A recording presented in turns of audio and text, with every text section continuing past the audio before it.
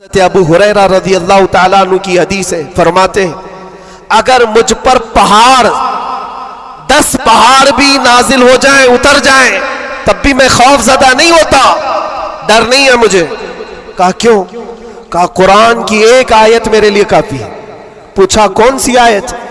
फरमाते अल्लाह फरमाता है कुल लन युसीबना इल्ला मा कतबल्लाहु लना हुवा मौलाना व अलल्लाहि फल्यतवक्कलिल मुमिनून। फरमाते हैं अल्लाह ने अपने नबी से कहा है, ऐ महबूब आप फरमा दें हरगिज़ हमको कोई मुसीबत नहीं आती, उतनी ही आएगी जितना अल्लाह ने लिखा है। सुभान अल्लाह, सुभान अल्लाह। उतनी ही आएगी जितनी अल्लाह ने लिखा है। और फिर आगे रब ताला फरमाता हुवा मौलाना, वही हमारा मददगार है, वही हमारा मददगार है। व अलल्लाहि फल्यतवक्कलिल मुमिनून, और मोमिनों को चाहिए कि अल्लाह ही पर भरोसा करें। बड़े बड़े लोगों को देखा, लेकिन कैद के दौरान, जेल के दौरान कुछ छोटे छोटे लोगों ने हमें बहुत कुछ सिखाया। गुजरात के एक छोटे से गांव का रहने वाला कैदी आ गया था, मानसिक संतुलन बिगड़ा हुआ था, घर वाले भी चाहते थे अंदर ही रहे, छुड़ाना भी नहीं चाहता था कोई, उठा पटक ज्यादा करता था, जवान था और अंदर रहा। महीना गुजरने लग गया। वहां होता ऐसा निजाम ऐसा है कि हर हफ्ते घर वालों की मुलाकात आ जाती, जालियों में, इधर से हम, बाहर से रिश्तेदार, हर कैदी के कोई, कभी माँ, कभी बाप, कभी भाई बहन, मुलाकात के लिए हफ्ते में एक मरतबा टाइम मिलता है 15 मिनट। लेकिन इस बंदे का कोई आता ही नहीं था, मिलने भी नहीं आए। महीना गुजर जाता, ये उठा पटक शुरू कर दे, लोगों को मारना। तो जेलर जो है घर को फोन लगाता उसके और कहता कि भाई तुम्हारा बेटा है, कभी तो आओ, मुलाकात लो उससे, सबको परेशान कर रखा है।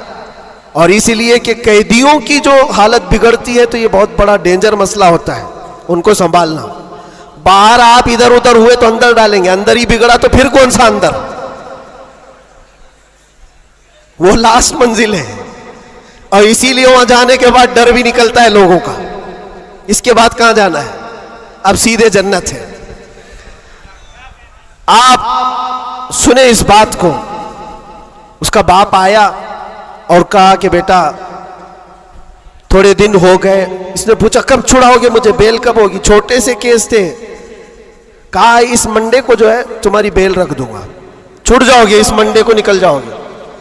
वो आया, सब बैठे हुए थे, खुशी से ऐलान करता मंडे को मैं चला जाऊंगा, मंडे को छूट जाऊंगा। मंडे आया, ट्यूसडे आया, वेडनेसडे आया, फिर हफ्ता 2 हफ्ते उसका बाप आया ही नहीं।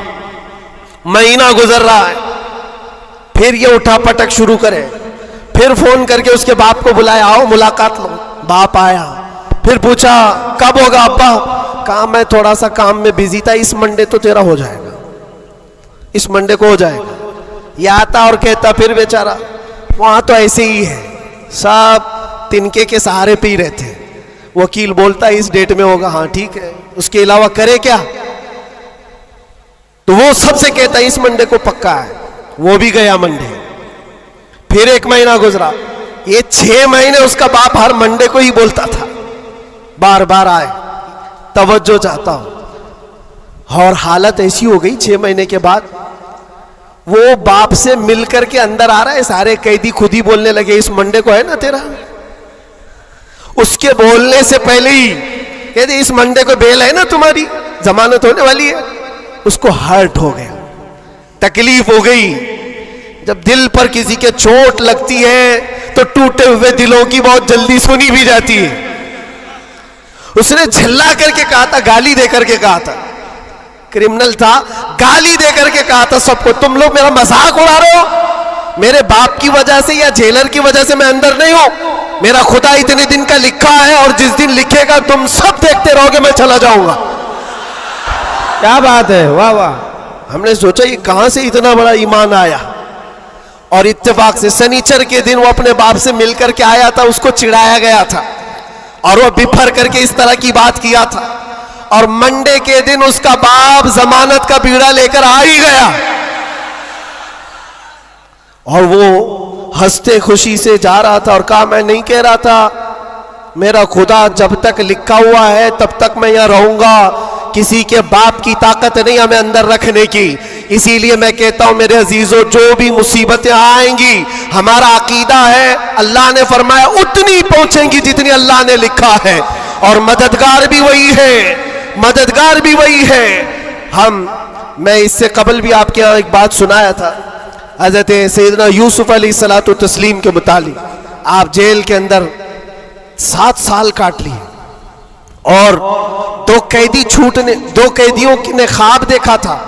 हजरत यूसुफ अलैहिस्सलाम ने उनके ख्वाब की ताबीर बताई थी। एक उसमें मरने वाला था, एक छूटने वाला था। कुरान पाक में वाकया मौजूद है। जो छूटने वाला था उसको यूसुफ अलैहिस्सलाम ने कहा था कि मैं तेरे ख्वाब की ताबीर बता रहा हूं, छूट करके जाएगा तू, बादशाह बदल चुका है, जो मुझे कैद में डाला था अब वो नहीं है, मिस्र का बादशाह भी बदल गया, जाना और बादशाह से मेरी दरखास्त रखना कि मैं बेकसूर कई सालों से अंदर कैद में हूं।